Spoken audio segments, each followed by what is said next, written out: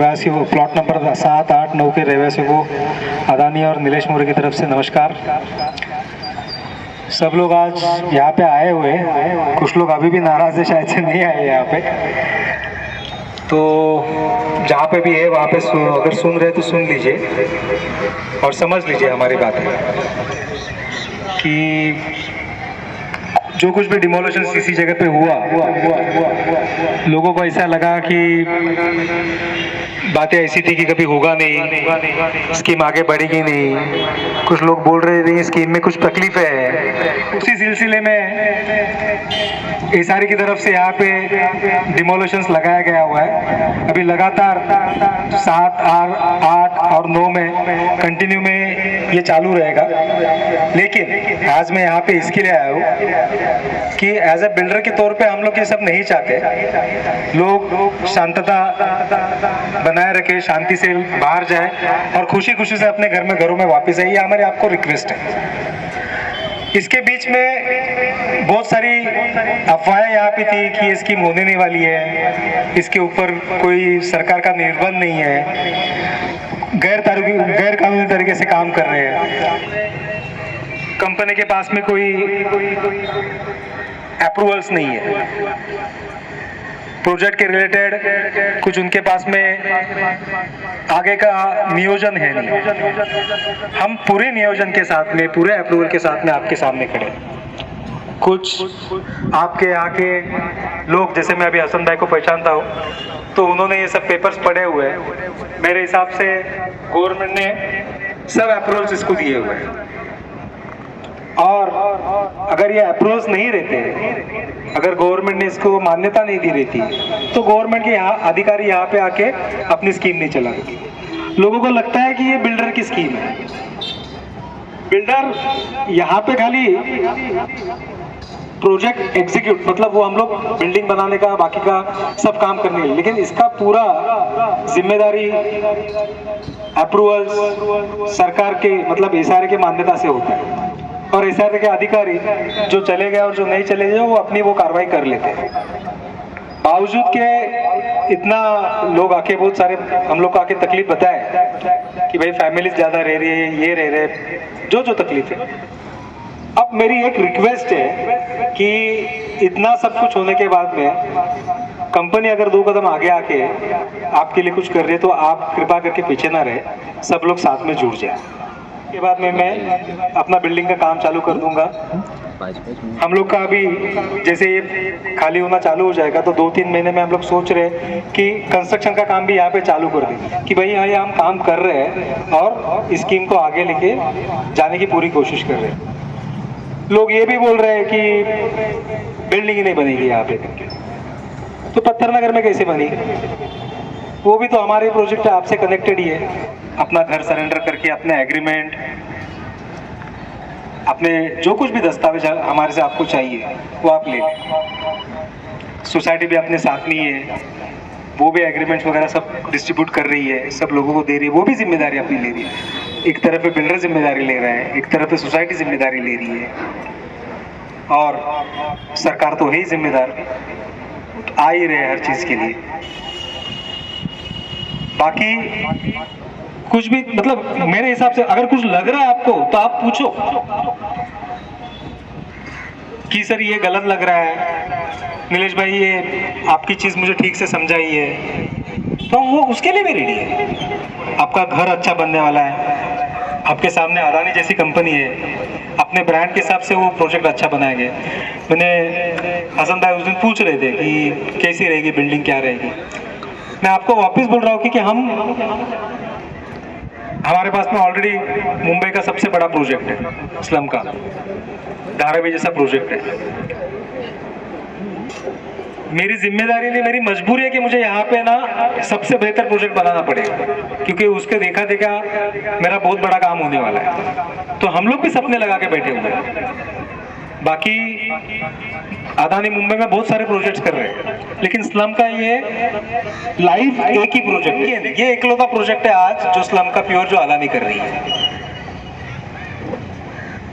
आप समझो कि ये प्रोजेक्ट की बिल्डिंग जो मैं बनाऊंगा वही मेरा धारावी के सब लोग देखने वाले हैं। तो मेरे लिए तो अहम जिम्मेदारी है ना कि मैं इसको अच्छे से बनाऊं, शांति से बनाऊं। तो थोड़ा सब लोग कोऑपरेट कीजिए। किसी को कुछ सवाल है तो शांति से पूछिए। आज शांति से अपन मीटिंग करने के लिए आए हैं और शांति से मैं आपको रिक्वेस्ट करने के लिए आया हूँ कि कोऑपरेट कीजिए करके। किसी को कुछ सवाल है प्रोजेक्ट के रिलेटेड तो बेशक पूछिए, शांततापूर्वक सवाल पूछिए, शांततापूर्वक जवाब भी दिया जाएगा। धन्यवाद। रेंट यहाँ पर दे रहे हैं और उस रेंट पे आज हमको घर मिल रहा है या नहीं मिल रहा है। हमने यहाँ पे देखे हैं जिनका आपने यहाँ पे डेमोलिशन किया है, वो लोग यहाँ पे बालवाड़ी में ऊपर जेंट्स रह रहे थे, नीचे लेडीज रह रहे थे, बच्चे इतने परेशान थे, फूड नहीं था, उनका घर नहीं था, उनको चार्ज करने के लिए फ़ोन, इतने मसले हुए। उस टाइम पे आप कहाँ थे और उस टाइम पे आप क्या चीज़ें प्रोवाइड कर रहे थे। और आपने जो ये पत्थर नगर में बिल्डिंग बनाई है उसका नज़ारा भी हमने बहुत अच्छे से देखा है। वहाँ पे हमने पार्किंग की जो फैसिलिटीज़ आपने देखी है वो मैंने बहुत अच्छे से देखी है। वहाँ पे नई नई गाड़ियाँ, जो टू व्हीलर्स, आपका जो ड्रीम है और हमारा जो ड्रीम है उसमें बहुत डिफरेंस है। आपके पास जो चीज़ें हैं वो चीज़ें हमें अचीव करने पूरी लाइफ लग जाती हैं। हमारे पेरेंट्स, उनके ब्रदर्स, उनके डैडी, उनका मिलाया हुआ पैसा है जो आज हमारा यहाँ घर है। और ये जो आज मलबा बना है ये हमारा सपना था, जो हमने सोचा था कि हमें बहुत अच्छा कुछ मिलेगा, जो हम आज यहाँ 18 साल से रुके हैं। सेम यहाँ पे जो दूसरा प्रोजेक्ट था जो टाटा कॉलोनी था, वहाँ पे मेरी दादी का भी घर था। उस टाइम पे 1 CR आप लोगों ने दिया, वहाँ पे वो आज जिनकी प्रॉपर्टीज है और आज अगर हम कंपेयर करें तो हम बहुत लॉस में हैं। तो मैं ये चाहती हूँ कि आप मुझे बताएं कि यहाँ पे हमको रेंट आप किस हिसाब से दे रहे हो। और आप ये भी बोल रहे हो कि 21 से ज़्यादा आप नहीं दोगे, तो मतलब मुझे समझ नहीं आ रही कि दूसरे लोग फिर क्या करेंगे। जब यहाँ पे एक घर में 4 लोग हैं तो वो 4 कैसे डिवाइड करेंगे। और इनिशियली आपने लोगों को 30 लाख दिए हैं और अब यहाँ पे 21 लाख, तो मुझे समझ नहीं आ रहा कि, और आप बोल रहे हो कि मैं किसी के साथ में नाइंसाफ़ी नहीं करना चाहता, तो ये हमारे साथ नाइंसाफ़ी ही हो रही है। मैं ये जानना, और मेरे बहुत सारे क्वेश्चंस हैं तो मैं चाहती हूँ कि आप पहले इनका जवाब दें, उसके बाद मेरे और भी क्वेश्चंस हैं। एक सेकेंड, वो एक चीज़ों के हिसाब से जाए प्लीज। नहीं सर, 1 by 1 हो जाएगा। यही बात 2 साल से चल रही है।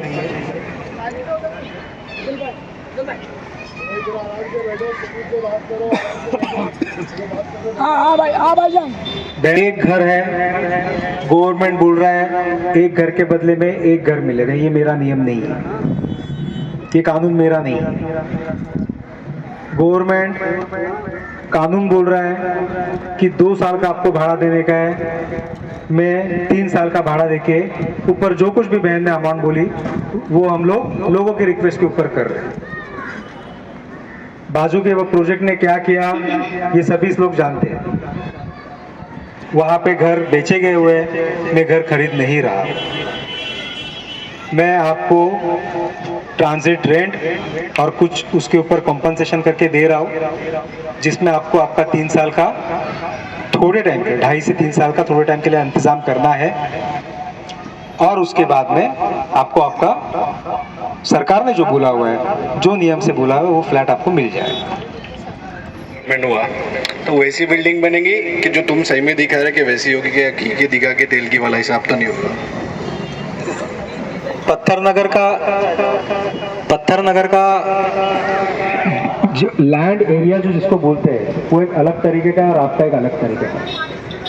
जो मैंने अप्रूवल लाए हुए हैं और मैंने बिल्डिंग दिखाई हुई है, तो वहाँ से उसकी बिल्डिंग, उधर जो मेरी बनी बिल्डिंग है वो यहाँ पे बैठ नहीं सकती। तो यहाँ पे जो लैंड एरिया मेरे को मिल रहा है उसी के हिसाब से वो बिल्डिंग बनेगी जिसका मैंने दिखा दिया ड्राइंग। यस, और ये अभी नहीं, अभी 2 साल पहले, 1.5 साल पहले हमने यहाँ पे डिस्प्ले कर दिया कि यहाँ पे बिल्डिंग कैसे बन रहा है। तो वैसे ही बिल्डिंग का प्लान है और वैसे ही बिल्डिंग का अप्रूव्ड प्लान भी वैसे ही है। ठीक, पत्थर नगर का आपको अलग लग रहा है। हाँ, तो अलग अलग वो बिल्डिंग बनाए क्योंकि वो अलग एरिया था। एक ऐसा सीधा एरिया है ना, इसके लिए सीधी बिल्डिंग। हेलो सर, आपका ये प्रोजेक्ट जो है ये रेरा में रजिस्टर है क्या? ये बार बार सवाल आता है रेरा में रजिस्टर। और लोगों को भी हमेशा हमेशा कंफ्यूजन रहता है। अब इसके आगे क्या पूछने वाले ये भी मुझे पता है, मैं सभी अभी इनको डिटेल में कर देता हूँ। ये थोड़ा समझनी पड़ेगी चीजें। रेरा में जो चीज रजिस्टर होती है जिसमें पैसों का व्यवहार होता है, अगर चीज खरीदी और बिक्री जाएगी तो रेरा में चला जाता है। यहाँ से ना आप कुछ मुझे बेच रहे हो ना मैं आपसे कुछ खरीद रहा हूँ। जो शासन ने बोला है कि 300 फुट का घर आपको देने का है वो मुझे फ्री ऑफ कॉस्ट आपको बना के देना। अब सेकंड सवाल ये रहेगा कि एलओआई में कंडीशन रखी है तो ये मेरा धंधा क्या है समझिए। इशारे का धंधा क्या होता है, स्लम का सब स्लम्स निकाल के उसके ऊपर एक अच्छी बिल्डिंग बना के लोगों को उसमें पुनर्वसित किया जाए, रिहेबिलिट किया जाए। समझो इधर से वहाँ तक लैंड है तो आधी लैंड आपकी और आधी लैंड हमारी, और उसके ऊपर जो हम सेल बिल्डिंग बनाएंगे उस सेल बिल्डिंग को मुझे बेचना पड़ेगा, तभी मेरा दोनों का खर्चा निकल जाएगा और मेरा प्रॉफिट निकल जाएगा। तो जो वो सेल बिल्डिंग है ना उसको रजिस्टर करने के लिए कंडीशन रही थी। तो जो मैंने अभी तक सेल की बिल्डिंग का कोई प्रपोजल डाला नहीं, तो जिस दिन वो सेल की बिल्डिंग डालूंगा उसको मैं रेरा में रजिस्टर कर लूंगा। आपकी बिल्डिंग रेरा में रजिस्टर कभी होती नहीं है, ना आज तक मुंबई में कोई बिल्डिंग रजिस्टर हुई है, क्योंकि ये फ्री ऑफ कॉस्ट सरकार ने बोला हुआ है कि आपको देने का है। तो इसके लिए पर्टिकुलरली आपका बिल्डिंग सर रेरा से कोई संबंध नहीं है।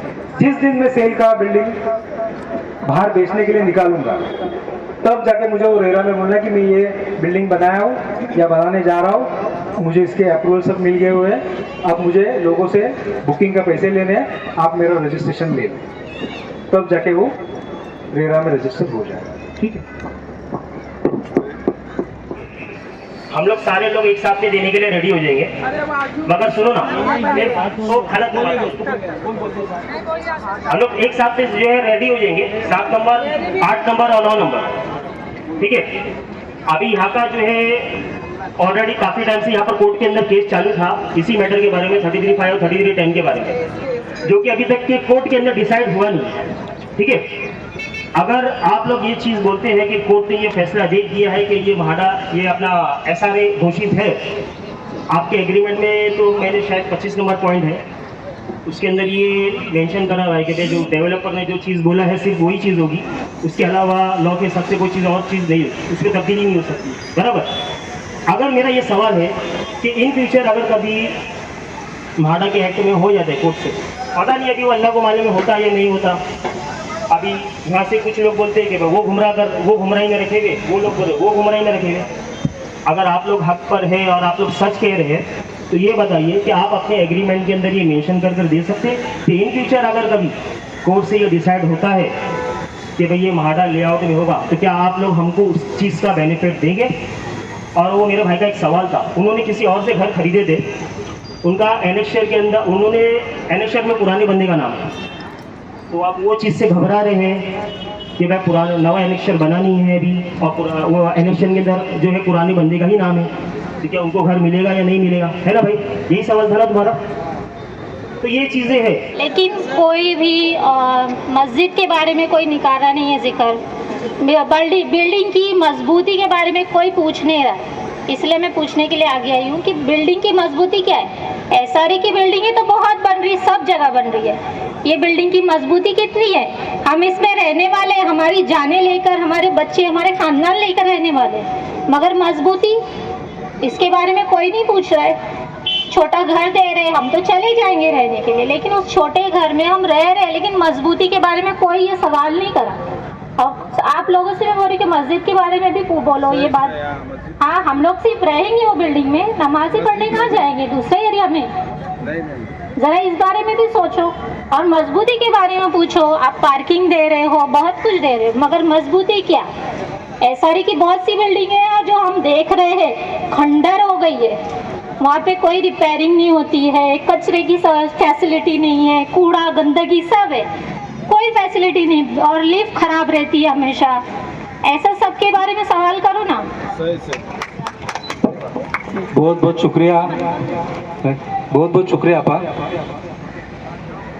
घर के बारे में पूछने के लिए कि मेरा घर कैसे बनने वाला है। बहुत अच्छा सवाल है आपका। बेशक कि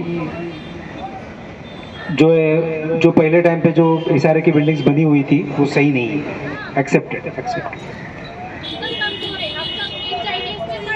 एक्सेप्ट नहीं, एक मिनट, ऐसा मत बोलो, गलत मत बोलो। मैं क्या बोला कि शुरुआत के टाइम पे जो बनी थी वो थोड़ी सी खराब थी। बहुत सारी कंप्लेंट्स हुई इसके ऊपर, बहुत सारे लोगों ने एलिगेशंस लगाए कि ये सब चीज़ें ठीक नहीं है। अभी मैं आपको एक चीज़ बताता हूँ।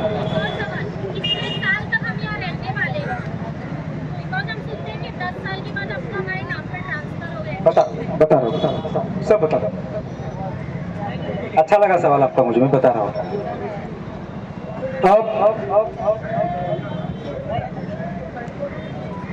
जैसे मैंने बताया कि आपका घर बनाने के बाद में मुझे मेरा घर बनाने की परमिशन मिलती है, उसी तरीके से अपा सुनिए, उसी तरीके से बिल्डिंग की मजबूती का मैं जो कुछ भी काम कर रहा हूँ, मेरे जो इंजीनियरिंग टीम यहाँ पे काम करेगी उसका एग्जामिनेशन, क्या बोलते हैं हमारा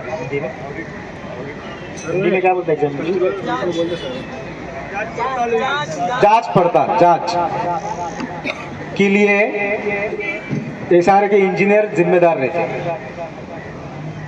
मेरा प्लेन गिर गया बिल्डिंग का, मतलब जो पाया बोलते हैं हम लोग, वो हमने किया तो उसका एक सर्टिफिकेट हमें दिया जाता है कि भाई ये बराबर है। उसके लिए उधर उनके जो एक्सपर्ट्स हैं वो आके चेक पूरा करते हैं। जैसे जैसे काम बढ़ते जाएगा तो कुछ उन्होंने एक मर्यादा दी हुई है हम लोग कि आप इतना फ्लोर बनाओगे तो हम लोग को इंटीमेट करोगे, तो मुझे वो इंटीमेट करने के लिए जाना पड़ता है। फिर ऊपर का फ्लोर बांधने के लिए वो परमिशन देते हैं। समझो मैं 20 माले की बिल्डिंग बनाने वाला हूँ, तो पाया प्लेन मैंने डाल दी, तो एसआरए को मुझे बताना है कि भाई मेरी प्लेन कंप्लीट हो गई, मुझे अब माला बांधना है। तो वो आके पर आप उनका जो कुछ भी पैरामीटर्स है चेक करने का, वो आ जाएंगे, चेक करेंगे, फिर मुझे ऊपर का बांधने के बाद फिर मेरे समझो 3 माले हो गए, 3 माले की परमिशन दी उन्होंने, 3 माले को वापस मुझे जाके बताना पड़ता है कि मेरा 3 माला हो गया, मुझे और ऊपर बांधने का। तो इस तरीके से सरकार की निगरानी में आपकी पूरी बिल्डिंग का काम होता है।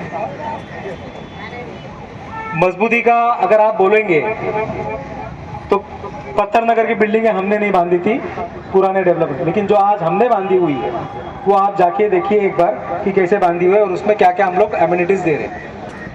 लोग बोल रहे थे उधर पत्थर नगर में पार्किंग वगैरह नहीं, पत्थर नगर के लोग अपने घरों में खुश है, उनको फ्लैट अपने उनका अच्छा लगता है। नीचे की व्यवस्था, ऑन गोइंग कंस्ट्रक्शन और प्लानिंग ठीक से नहीं हुआ है क्योंकि बहुत सारी भीड़ हो चुकी है, तो इसकी वजह से ठीक नहीं है अभी। लेकिन हम उसके ऊपर भी काम कर रहे हैं, रोड बना के देने वाले हैं, बाउंड्री डाल के देने वाले हैं और वो सही करने वाले हैं। चाहूंगा सारे रेसिडेंट्स के तरफ से एक बार वापस रिक्वेस्ट करूं, भले ही नीलेश सर यहाँ बोले कि मैं 21 से बढ़ाऊंगा नहीं, सारे रेसिडेंट की तरफ से हमारी वापस ये रिक्वेस्ट है सर कि आप कोई ना कोई चीज करके कॉर्पस फंड बढ़ाने की कोशिश कीजिए सर। सारे रेसिडेंट्स, आप चाहते हैं, आप हमारे सामने आए हैं, आप चाहते हैं ये प्रोजेक्ट अच्छे से हो जाए, हम भी चाहते हैं कि हम भी अच्छे से अपने घरों को लेके चले जाए, कोई जोर जबरदस्ती ना हो। तो सारे रेसिडेंट्स के बिहाफ पे जो है हम यही रिक्वेस्ट करेंगे सर कि आप कुछ ना कुछ कीजिए, क्योंकि इसमें लोग नाखुश है और हम नहीं चाहते कि नाखुश होकर लोग यहाँ से जाए। और मैं चाहूंगा कि बसेरा सोसाइटी भी अपना पक्ष यहाँ पर रखे, बसेरा सोसाइटी भी इंट्रोड्यूस हो। इतने दिन से हम लोग बसेरा सोसाइटी से दूर रह के बहुत सारी बदगुमानी पाल चुके, तो हम चाहते हैं कि बिल्डर डेवलपर से हमारी मीटिंग हो रही है तो एक बसेरा सोसाइटी भी अपनी कुछ मीटिंग्स रखे और हमारे से जो है तो अपने तारुफ करवाए। जो भी आपको शक है, जो भी आपको डॉक्यूमेंट से रिलेटेड शक है, वो बसेरा सोसाइटी और बिल्डर ऑफिस से आप लोग इसके क्लियरेंस कर सकते हैं। अस्सलाम वालेकुम।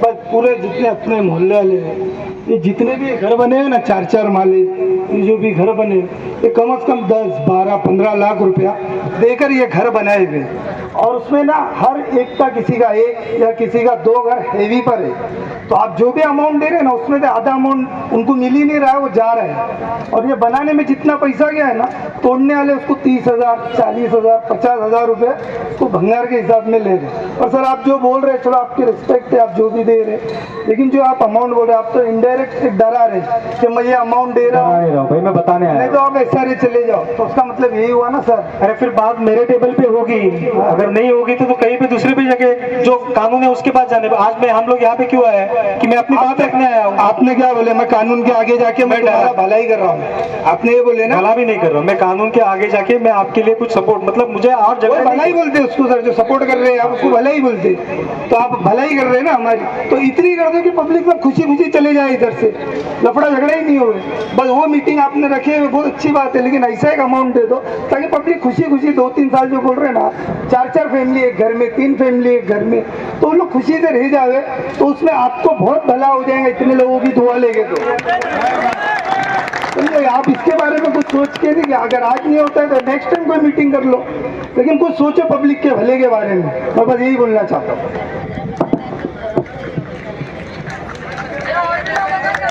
ये बिल्डिंग बसेरा बोगस है, ये टूटेंगी, तो गलत बात बोलता है। इनके क्या पेपर नहीं है। मैं हसन भाई के सामने पूरे बसेरा सोसाइटी की ओसी दे रहा हूँ। इसके बाद में अगर कोई पेपर होता होगा ना तो आप पूछ लेना, मैं वो भी दूंगा। हसन भाई ये बसेरा सोसाइटी की ओसी और पट्टनगर की जितनी भी बिल्डिंग है सब पार्ट ओसी है भाई, ये पार्ट ओसी है क्योंकि प्रोजेक्ट अंडर है, इसमें है, तो कंप्लीट होने के बाद में उसकी होती। पत्तनगर की बिल्डिंग बोलते कि खाली हो जाएंगी, टूट जाएगा, वो जो खरीदी बिक्री का मसला वो अलग है, लेकिन वो बिल्डिंग टूटेगी नहीं, कोई इनलीगल नहीं है। ये वो पत्तनगर की पूरी बिल्डिंग की ओसी मैं हसन भाई को दे रहा हूँ, किसको भी चाहिए तो ले लेना, और कोई बिल्डिंग इनलीगल नहीं है। और दूसरी मैं बता रहा हूँ कि 19 तारीख को कोई लोगों ने ना सरेंडर नहीं किए। अब वो क्यों नहीं कर रहे हैं वो मैं नहीं जानता हूँ। आप जितना जल्दी मुझे सरेंडर देंगे मैं उतना जल्दी आपको चेक दूंगा। और ये जो डेमोलेशन की कार्रवाई है हमारी नहीं है, ये SRA की है, एक बार अप्रोच हो चुके, तो आप जितना जल्दी सरेंडर होगा। ऐसा नहीं कि खाली वो 19 को 7 के वो बाजू के लोग, अब ये होने के बाद में उनको नोटिस आने होंगे, वो भी लोग भी मुझसे आके मिल सकते हैं, मेरे पास अप्रोच हो सकते हैं, कभी भी आओ। और जैसे कि नाम ट्रांसफर का बोले थे, वो अब फॉर्म में हमें योजना फॉर्म में फ्री ऑफ कॉस्ट में भर के दूंगा, उसका कोई पैसा नहीं है। मैं आप जाके बसेरा में महाड़ा में डिस्पैच कीजिए, बसेरा सोसाइटी से लेटर लीजिए। और मैं बार बार आपसे हाथ जोड़ के अपील कर रहा हूँ कि अपने दरवाजों के ऊपर पत्थर मत डाल के लो। अल्लाह के वास्ते जिन्होंने सरेंडर नहीं किए, जो नोटिस वाले स्पेशल जो 19 तारीख के नोटिस में, वो सरेंडर करो। हम नहीं चाहते कि भाई ऐसा सामान बाहर रख के तोड़ना। अगर करना ही है तो वो आपकी मर्जी है, लेकिन मैं चाहता हूँ कि ईद के पहले 10 या 11 तारीख तक कंपनी में बोलिए हमके उनका सरेंडर ले लो, और उसके बाद में उनका सरेंडर मत लेना, तो उनको जो लीगली जो उनका जो भाड़ा है वही मिलेगा। मेरी बात देखो, एकदम गोल घुमा के नहीं करूंगा, एकदम सीधा सीधा बोलूंगा, एकदम सीधा सीधा बोलूंगा। खाला बोले डरा या क्या करे वो तुम्हारी मर्जी, मैं एकदम सीधा सीधा बात करूंगा। खाला जो होने वाली है वो बात करूंगा, जो नहीं होने वाली वो बात ही नहीं करूंगा। बाकी आपकी मर्जी, और कुछ गलत बोला हुआ तो उसके लिए माफी चाहता हूँ। सलाम वालेकुम।